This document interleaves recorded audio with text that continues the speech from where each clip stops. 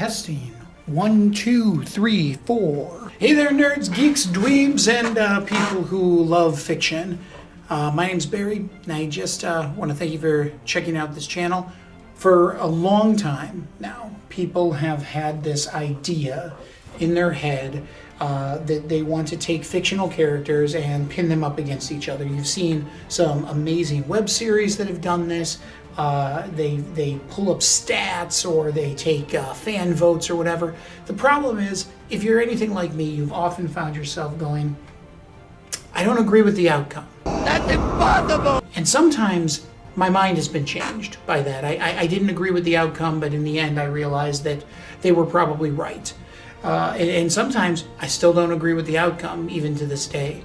So I decided I was going to put it to rest, and I was going to create the combat meter. Now, what is the combat meter? The combat meter was a definitive way to determine the likely winner of a confrontation. Now, is this necessarily the winner in all circumstances? No, but the combat meter in and of itself would help me determine if there was a likelihood that somebody would win. Never tell me the odds. Is it the end all? No, but none of them are. There are so many things that come into play. First things first, you have to take into account different characters' physical strength. Huh.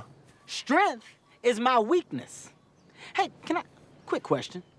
How is strength my weakness? Now, how does one rate physical strength? Well, you have to start with a baseline of average human strength. And this is all based on statistics that anybody can look up. Average ability to curl, bench press, squat. So you can get a good baseline idea for what human strength is supposed to look like. Now, for the sake of our meter on the combat meter, we're setting the base strength of a human male at 1, because the stats are different for female than male when you're rating strength in terms of averages, and I myself am male, so I started with me. I actually considered myself average in a lot of these indications, and have discovered that I'm not. In some cases, I'm above average, and in some cases, I'm below average. So when determining the strength of an average male, I actually can't consider myself, because I'm not the size of an average male. I'm about the height of an average male in the US, but not necessarily the height of an average male all over the world. And I'm not necessarily the strength of an average male in every regard. In some areas, like bench press, I am.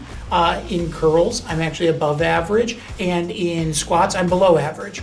So there you go. I actually can give a rating of 0. A 0 is someone that is weaker than the average human. Based on average adult male strength, and we rate that as a 1, that means that we rate average female strength at a 0.58. The average female of average size has about half the physical strength of the average male. Once you've established a baseline, you can go up and down from there. Continuing on that strength chart, we can look at a 1.5 being a human who is fit. If you're fit and you're athletic, that means you're slightly above average. When we got up into a level 2, you're now looking at highly athletic human strength. I don't fit in this category. In like one category I was. When you get into like a 2.5, now you're looking at competitive human strength. This is somebody who is so strong that they could compete at a professional level. We're talking Olympics, powerlifting competitions, national competitions, those sort of things. When we get to a 3, we're looking at top human strength. Top human strength means we're maxed out. You are an Olympic champion. Gold, silver, bronze. That's who we're looking at. When we jump to a 3.5, what we are suggesting is not that you're just at the top of human strength, but you can sustain that level. It's one thing to be an Olympic athlete that can grab 1,000 pounds and put it over their head one time. It's another thing entirely to be an athlete who could grab 1,000 pounds, put it over your head, and then do it again, and then do it again, and then do it again. You could consistently lift that kind of weight over and over again. Who is that? That's your Captain America types. We're out of the realm of reality, and we're getting into the fictional realm. Once we get into a 4, we're outside of human realms entirely now. This is what we call having enhanced strength. When you have enhanced strength, you are now beyond a human's capability.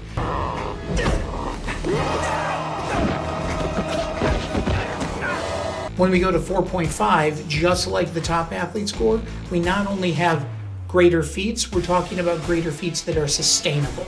You're this strong all the time without it really tiring you out and wearing you down. When we get into a 5, now we're talking about what we will call superhuman levels of strength. Now I had to create a cutoff point for superhuman strength, and there's a lot of different superheroes and characters throughout mythology and all sorts of stories that fall into this category. And you have to sit back and go, okay, what kind of strength are we talking about here? And what we're going to be talking about is the ability to lift 35 tons. I wanted to find a fictional character that was stronger than almost everybody, but then equally weaker to almost everybody else.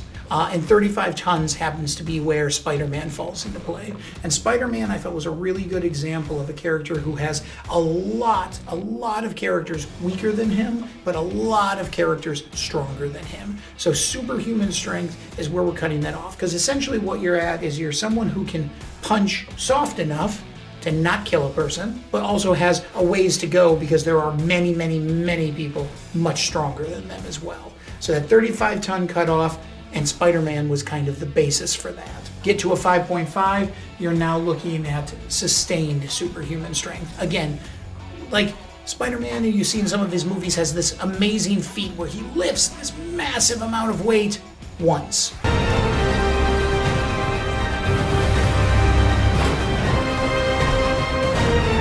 It's not necessarily indicated that he could have done it twice if he had to. So now we're talking about a sustained superhuman strength where you can perform these huge feats like that, but you could just keep doing it. Your level 6, super strength, the cutoff being the ability to lift 16,000 tons. Yeah, I was using Superman as kind of the basis for this. Now, can Superman lift way more than that? Actually, he can. This was kind of a baseline of characters that are within what we call Superman's class. People that can hit hard enough to hurt him. So when I was looking at the statistics and everything on that, the numbers were floating somewhere between like 14 and 20,000 tons, aiming to the lower end of that. So I was able to get enough information to really pull that 16,000 tons was a good cutoff for what we would call super strength. And it's the kind of strength where like you have to be so delicately careful with a normal human because your odds of killing them in your bare hands are really high. You might just kill them and you wouldn't even be trying to. The last level is what we will call limitless strength. This is a level 7. This is someone whose strength just doesn't seem to end. This is where you're starting to get into your mythology figures and your godhoods and things like that. The next category that we're going to be looking in is rating speed. Speed, again, basing all these statistics and everything, if you're looking at the average male of average size and average athleticism, your speed is now a 1. Human female is going to be at 0.81. So actually the difference in speed between men and women is actually not as great as the difference in physical strength between men and women. When you hit the pure 0 range, of course you're talking about slower than your average human. You're like, wow, that person is slow. They are a snail. THD03. T. HD03. H. D03. And following the same pattern, 1.5 is a fit human, 2 is a highly athletic human, 2.5 is a competitive human. By the way, I'm a solid 1 on this. I'm like, I'm not that fast. I hope I can fight because I can't run. Why am I running so slow? When you get into a 3, these are your Usain Bolts and your high record holders for top human speed. 3.5, that's your top human speed except sustainable. you could just continue doing it forever and ever. When you get into 4, now we're outside of human abilities. We're now at enhanced speed. This is like a person running as quick as a cheetah, you know, that kind of thing. Definitely out of the realm of possibility for a human. 4.5, of course, is that enhanced speed, but sustainable. So it isn't just a burst of quick speed, it's a consistent speed that you could keep up. So when we get into a 5, I needed to find a good barrier for where have we now considered superhuman speed. The barrier is the simple sound barrier. Because things that are breaking the sound barrier, frankly, you can't see them well enough to keep up with them. And when we think about our super speedsters, we're thinking about people that are basically a blur.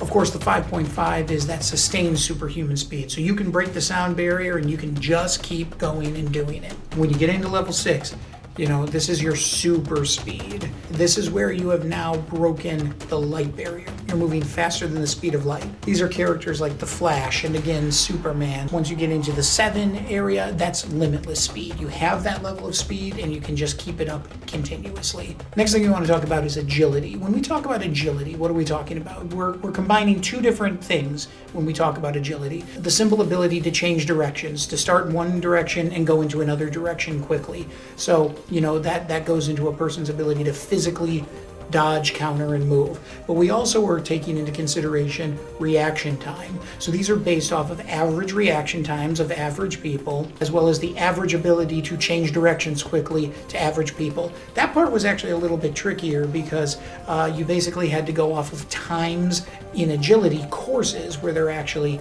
testing people going through those. So doing the math on this was a little bit tricky, but I think I finally narrowed it down. So keeping a human male again as the 1 baseline, that puts a human female at 0.86. So again, there's actually an even smaller gap yet when it comes to agility. Of course, a 0 is less than the average agility, 1.5 is a fit, 2 is highly athletic, 2.5 is competitive, 3 is top.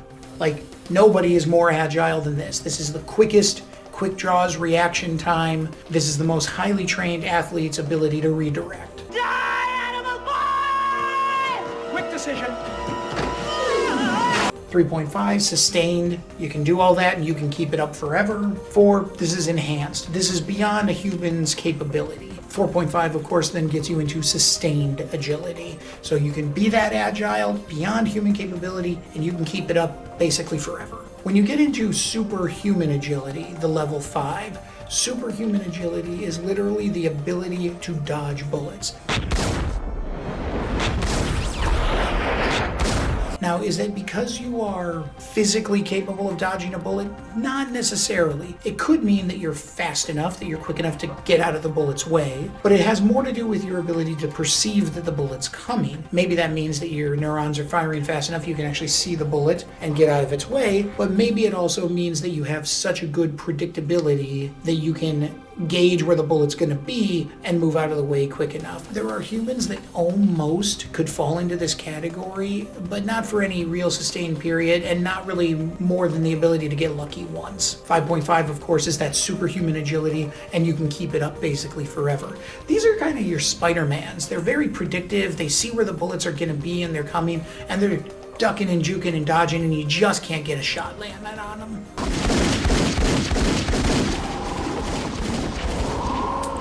So once we get into level 6 and you have super agility, what we're actually talking about is the ability to dodge a laser. Now a laser, of course, is coming essentially speed of light. So the ability to perceive it and then get out of the way of it is an impressive speed feat that frankly, nobody's got. Your Supermans, your Flashes, your high speed guys, they can do it, but almost nobody else can.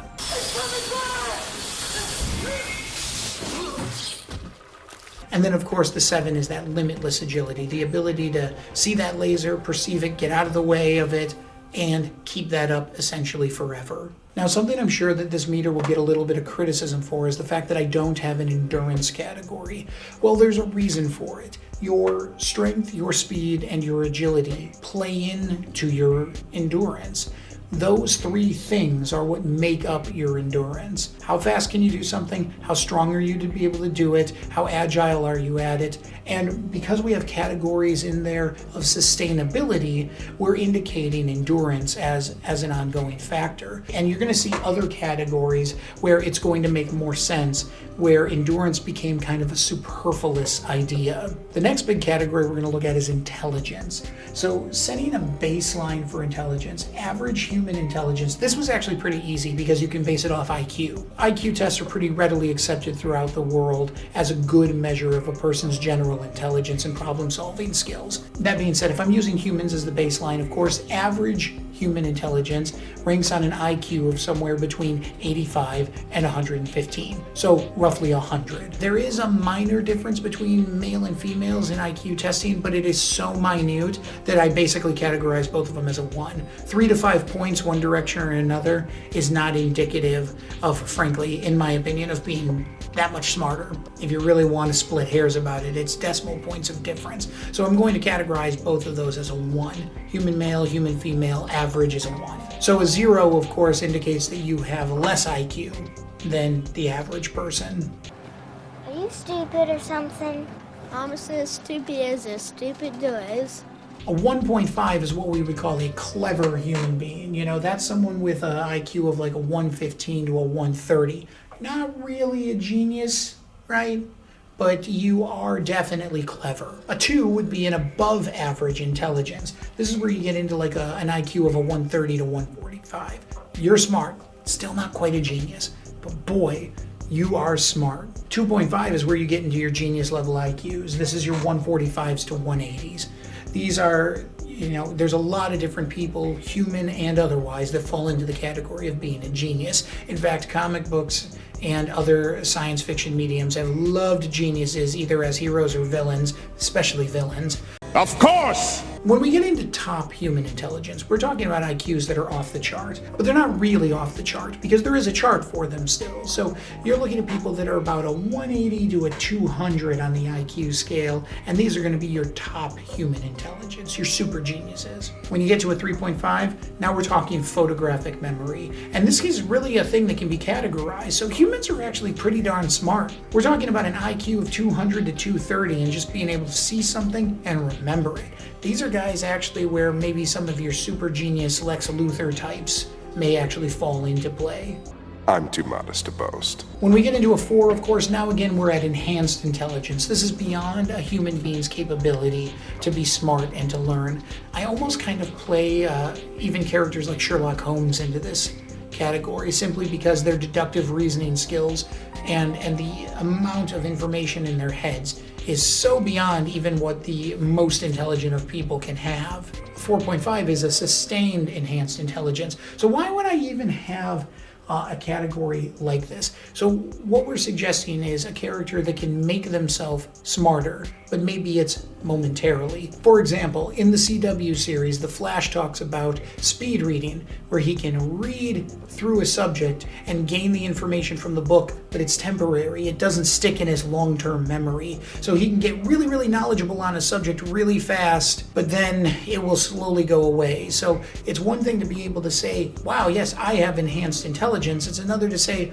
but I have a sustainable enhanced intelligence. When we get into level 5, we're talking now about superhuman intelligence. A superhuman intelligence is essentially saying, I'm smart enough that I can know everything there is to know about the planet I live on. This whole world, I know everything that there is to know about it, and I'm capable of knowing everything there is to know about it. The 5.5, of course, is your sustained superhuman intelligence. It isn't something that I learned once and then forgot. Sustainable means I can keep that information. When you get into level 6, you're now at what we call super intelligence. This means that you have galactic knowledge. So this puts you into like your Brainiacs, your Watchers, some of your celestial characters from Marvel. These guys that have been around so long and they know so much that they've got all the knowledge there is to know in the galaxy. Once you're into level 7, you're basically omniscient. You know everything there is to know, or at the very least, you have the ability to know everything there is to know. You are limitless in your intelligence. One of the things that often comes up in fictional stories, but shouldn't be a surprise, it should actually come up in real life stories too, is what we call the healing factor. When we say the words healing factor, immediately characters like Wolverine and Deadpool come into play. Well, they have this special, super enhanced kind of healing. Yeah, I get it. But the fact of the matter is, every single living creature on the planet has a healing factor. It's simply a matter of how long does it take you to recover from injury. Now, there's a lot of things that can go into play with how people recover from injury, but yeah, you can even look at statistical averages and get an average baseline. Fascinating thing about this, when I was studying the differences between how men and women heal, as well as the differences in how they handle being sick, recovery times, all that sort of stuff, they're not exactly the same, but they are essentially equal. Men have a tendency to be hit with a sickness like the flu or the common cold and take it in harder, but get over it quicker. Whereas women have a tendency to not have as severe of symptoms, but it seems to just last forever. There's all sorts of weird reasons you can go into for why that may be, but it's just kind of a fascinating thing. When it comes to certain muscle injuries, men have a tendency to recover from them faster. Acute injuries, women have a tendency to get over faster. That being said, because in some areas men are a little better and in some areas women are a little better, we're just going to baseline it that both men and women have a healing factor of 1. Of course, if you have no ability to recover and you sit there and think, well, what is that? What has no ability to recover? You're actually talking about like a robot. A robot takes damage, it can't fix itself. At least, not usually.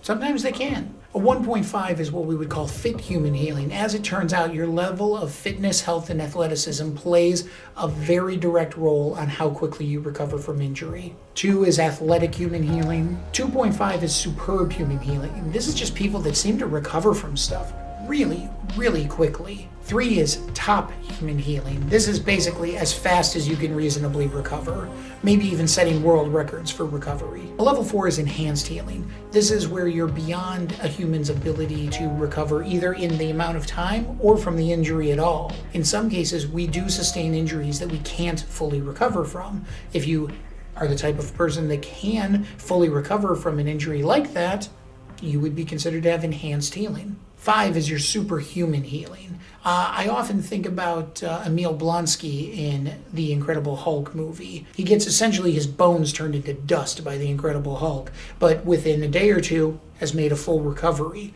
That is some impressive healing. When we get into level 6, we are now talking about super healing. This is your Wolverines and your Deadpools, the ones that'll basically come back from a single molecule. The next thing we're going to talk about is mind control. Now, mind control is a fascinating thing because there are a lot of characters that we think about that can directly control people's minds. Professor Xavier seizing control, Dracula putting you under a hypnotic curse, whatever the case may be. What we don't think about often is that human beings have a level of capability of this. If you've ever met a really, really good salesman, or even seen TV shows like Lie to Me, that is who you should be looking for.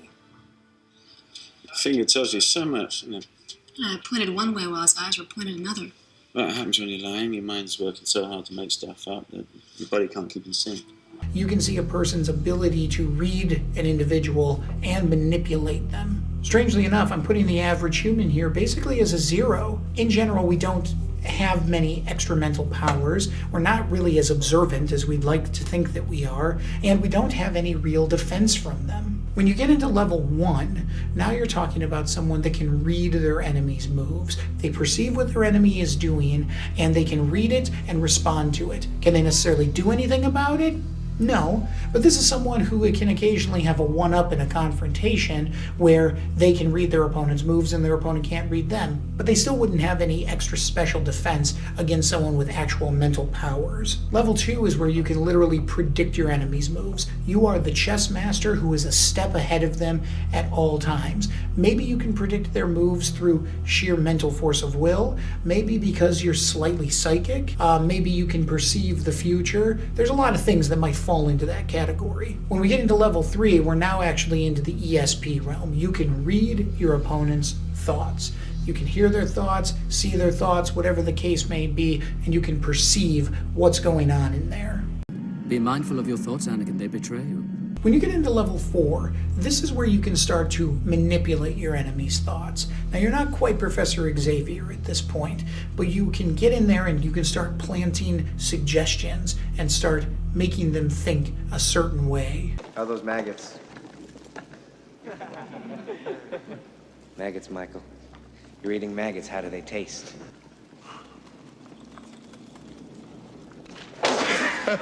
Level 5 is where you've now caused massive mental suggestion. This person doesn't know what's real and what's not. I don't think you know what's real, Peter. And once you're at level 6, you're at total mental control. Now, there's a lot of other factors that can play into these things. Some people with mental powers could defend against some who have others. Even if they're more powerful than them, they could put up a fight. And I've factored all that math in here, and I'll do the math and take care of it for you. Now we're into the interesting realm of magical knowledge. So you may be thinking, Barry, magic isn't real. Well, I know that, and you know that, but fictional characters don't seem to know that. So how does this play into the entire thing as a whole? Ultimately, knowing about magic doesn't necessarily give you a one-up on your opponent. However, knowing about something that your opponent doesn't know about means you're less likely to be shocked, taken aback, or mesmerized by all these different things that may be going on around you in a fight. If I live in a world where magic is real, and I at least have a passing familiarity with it, when I start seeing a magic user use magic, Expecto Patronum! I will be more prepared in that fight. When you have a 0, you have complete unfamiliarity with magic. You don't know what it is, you've never heard of it, and you have no defense against it. When you get into level 1, this is where most humans fall. We're aware of magic, but it doesn't mean that we know anything about it. Being aware of something's not necessarily always helpful. I have 4 children. If Frozen keeps playing at my house, I'm going to just go mad. Magic is ingrained in the things that we do in our fantasy, and who doesn't love a really good card trick? So all humans have a passing awareness of magic from a very young age. 1.5 is where you have a magical familiarity. You're more than aware of it. Maybe you've done some study on it. Now you know a little bit more about magic than the average person. When you get into 2, you understand some magical concepts. Now you're at the point where if some people around you are using magic, you yourself could start defending against it. And again, there's extra math in here for this that I've taken into account for everyone. 2.5 is where you would say you have a high magical literacy. I don't practice magic, but I understand a lot about it. When you get into level 3 is where you might be using magical items. Why is using magical items a separate kind of category than being a magician? It's one thing to manipulate magic. It's another thing to say I have this item that is magical. One character that comes to mind might be King Arthur wielding Excalibur. Excalibur, in many of the legends, is a magical sword, but King Arthur himself is not a magician. If we get into a 3.5, now you're someone who uses magical items as well as some spells. When we get into 4, you're a full-blown magic user, utilizing magic on the regular. When we get into 5, you are an adept magic user. Not only do you use magic, you're good at it. Make my monster!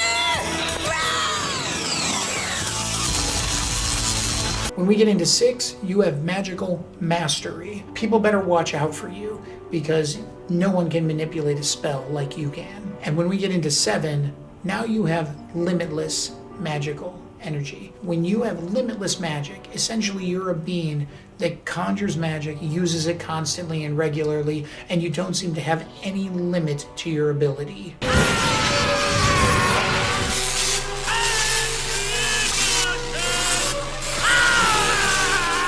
This next part is the part that I consider the absolute most vital, most important thing that the combat meter adds that nobody else talks about, and that is kill response. But you just... I'll figure it out later. But first, I'll kill you! Yay! I often hear people arguing that if Batman and the Punisher went head-to-head, that Batman with all of his training and gadgets and hoodoo and whatnot would beat the Punisher hands down. I think that's a weak argument, and the biggest reason is, A, which version of which character are we talking about? And B, in general, Batman is not known as an active killer of his opponents.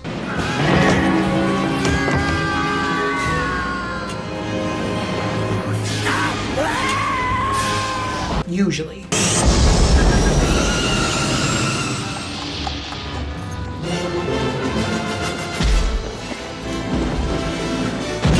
In some iterations, whereas the Punisher, well...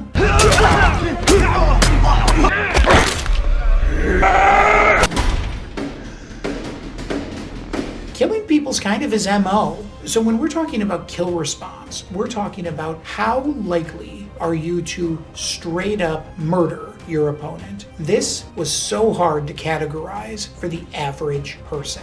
I had to dig into stats on murder. I had to dig into stats on war. I had to dig into stats on home invasions, accidental killings, everything, just to try to get a rating for how likely the average person is to kill somebody. It's horrifying. I think I'll kill you. So let's go through it. So when we rate someone as a 0, this is someone who is actively avoiding even injuring their opponent. They're trying to end this as peacefully as possible. They don't even want someone to get hurt. When we get into a 1, this is someone that will never strike a killing blow. They'll hurt you. They'll break you all day. I won't kill you, but I don't have to save you. But they're not going to kill you. They refuse. A 1.5 is someone who's actively avoiding killing you. It doesn't mean that they won't, but they are actively avoiding trying to kill you. When we get into a level 2, it's someone who will only kill as a last resort. They've already got it in their head that they might kill a person. So here's the thing. Human females, on the average, are somewhere between a 1.5 and a 2. Had to go through a lot of stats to figure it out. They ultimately arrive at a 1.65, which means they're a little bit above actively avoiding killing their opponents and a little below only killing as a last resort. Get out of my house. When you get into a 2.5, this is someone who won't try to kill, but they're not going to hold back either. They're putting up a fight, and if you happen to die along the way, that's unfortunate. If he dies, he dies. When we get into a level 3, we've now found the human male. They will fight until their opponent submits or dies. On all the statistics that I can find, this categorizes the average human male more than any of them. When they are in a confrontation, in general, they will fight until their opponent submits or dies. I don't know what to say. We suck. A level 4 is someone who will fight to win at any cost. When we get into a 5, I take a slight deviation. This is someone who will kill, but they favor cruelty. They're causing a lot of injury. They want you to hurt.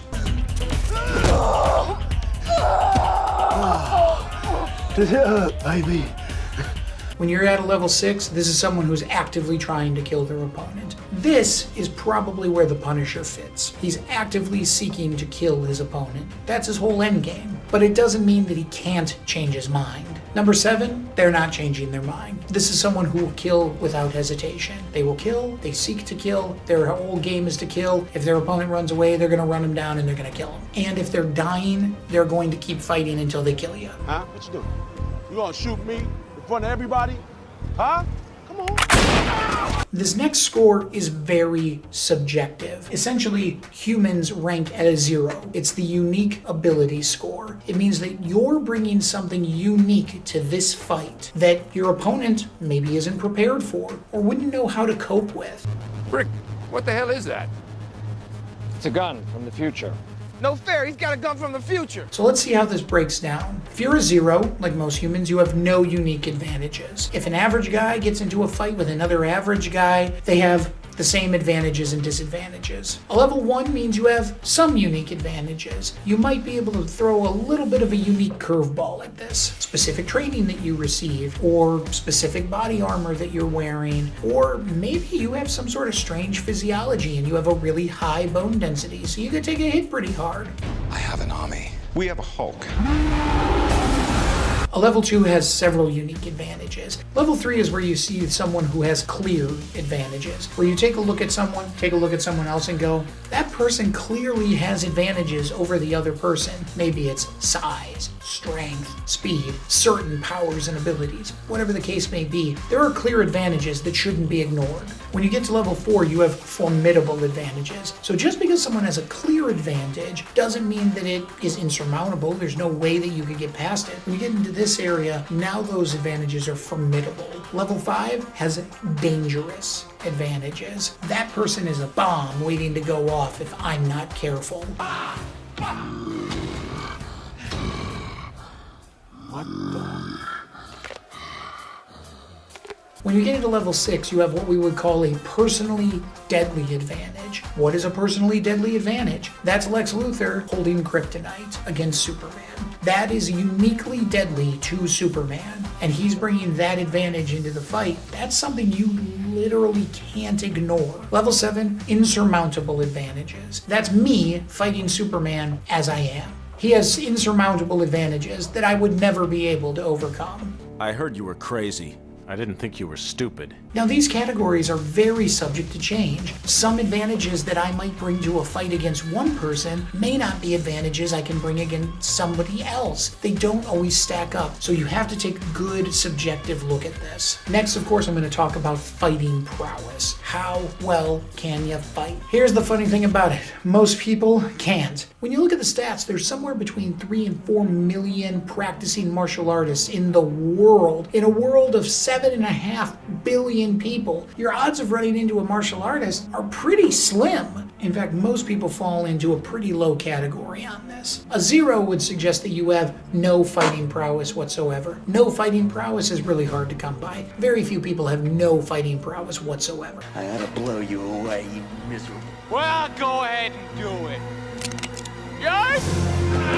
But a 0.5, where most people fall into the category, is your average human who can fight if their life depends on it. And you know what? A lot of people have been put into that circumstance where they've had to fight, and it's the only fight they ever got in, but their life depended on it, so they pulled off something amazing. You could be that person. I hope you're never in that situation. A level 1 is what we would call a scrapper. When we talk about someone being scrappy, we mean, yeah, they could get into a fight, they'd probably win too. This is somebody who more or less knows how to throw a good punch, but they are not really trained in any regard. 1.5 is what you'd call an experienced scrapper. This is somebody who knows how to throw a punch, and they've done it before. They've done it a lot, in fact. They've gotten into so many fights, they're an experienced fighter. You know who this person is? There's a great movie called Every Which Way But Loose. This is Philo Beto. He's a prize fighter, and he'd bare-knuckle box people all day long. He had the experience to take on people who had far more training than he did because he had hard fists, a hard face, and a lot of experience.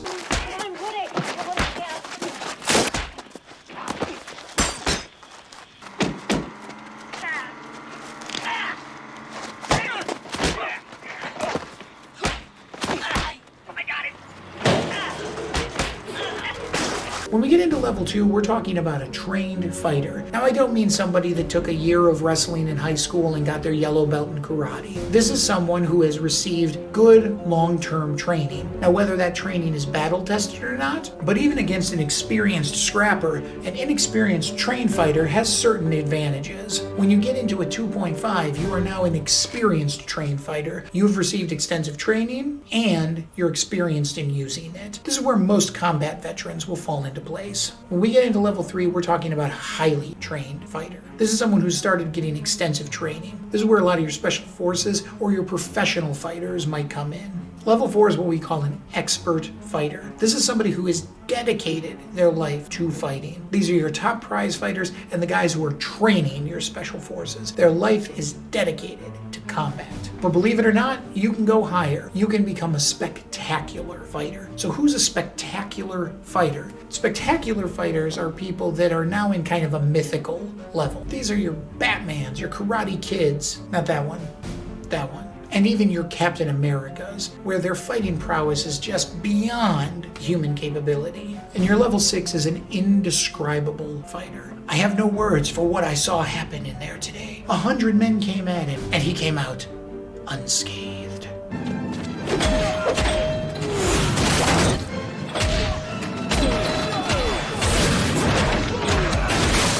Now, there's more math involved in here for how a certain level of training can allow you to resist an opponent to a certain degree, but essentially, if you're 3 levels above the person in the lowest, you may as well be an indescribable fighter. If I'm the average person and you're an expert fighter, your fighting prowess may as well be indescribable to me. And that sort of math will play into this whole thing. The last category that we want to look at is invulnerability. Now, as much as we love to think we're invincible, we're not. But we do have a level of invulnerability. This is where a lot of your defensive capabilities come into play. When we say you're a 0, you're practically naked with no special protection. This is Tarzan coming into it. The guy's got nothing but his bare pecs and his muscly arms. People fall into the category of 0.5, minor protection. Minor protection is either from abilities or, in most general cases, standard clothing. You may not realize it, but a lot of people have been saved from being stabbed by their own shirt. So it's not like your clothing offers you 0 protection. That's why you wear it against the elements. A level 1 is where you have some protection, maybe padded gloves to cover your knuckles,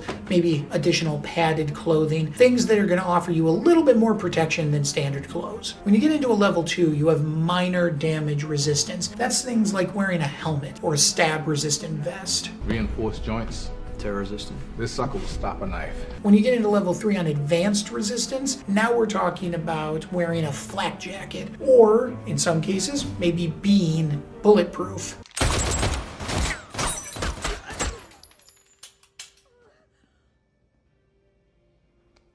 It kind of tickles. Level 4 is when we're talking about enhanced resistance. I mean, you're either wearing clothing or armor, or you're just so powerful that you could take a small explosion.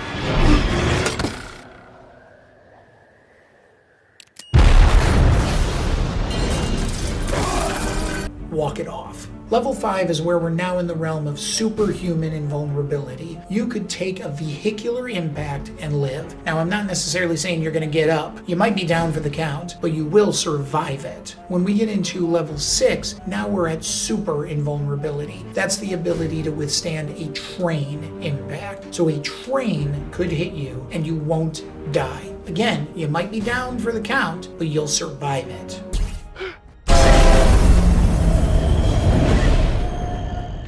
Level 7 is what we call limitless invulnerability. So what is limitless invulnerability? Does it mean that nothing can kill you? Actually, no, it doesn't mean that. But what we're going to be throwing out as this category, as this standard, is literally apex of a nuclear device. If a nuke goes off and you're at the apex, you're walking away.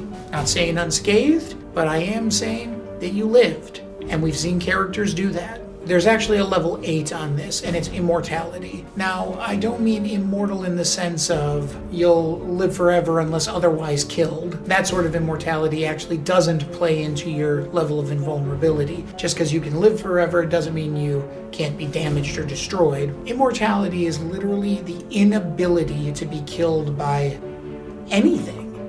Basically, nothing will kill you. I'm disappointed in you, Adrian. I'm very disappointed. Very few, if any, characters in fiction will fall into this category. The last couple categories here are things that can adjust your score one way or the other. First and foremost is the experience bonus. There's actually bonus points that I'm going to give to the character who has the most experience, because experience is a huge factor in coming out on top in a confrontation. So even though somebody might be objectively more powerful, the fact that I have more experience than them in this sort of confrontation means that I may have the edge. Some of these are things like weapon and power bonuses. If your opponent's using weapons, that can bring your score down a little. If their opponent is using natural powers that they have, that can bring your score down even further. Kind of levels the playing field. Then also there's the unique weakness score. If that person's using something that's a unique weakness to a character, like our example of Lex Luthor wielding kryptonite against Superman, it will actually bring the rest of their stats down. When there's a unique weakness at play, it really hurts your ability to fight in any other way. It brings all of your stats down except for one, your kill response. Your kill response will naturally be higher if your life is in mortal danger. All of this comes out to give you an average hero score. You can't necessarily take information from that average hero score and immediately apply it to a new situation, because every situation is going to uniquely adjust that average hero score. So once you have that score figured out for this specific battle, you'll do the same thing for the opponent, and whoever has the higher score should theoretically be the winner. I've done a ton of these. I really don't think it's been wrong yet. To prove that, I'm going to start with a simple battle that drove me mad. Batman v Superman. It always made me insane. I love Batman, don't get me wrong. It just drove me mad to think that he could beat Superman. Am I a little biased? Yeah, Superman's my favorite superhero of all time. But how? How on earth did Batman beat Superman in this fight? How could it be? Well, I ran it through the test to see if it was legit or not. Check out my next video and you can find out too.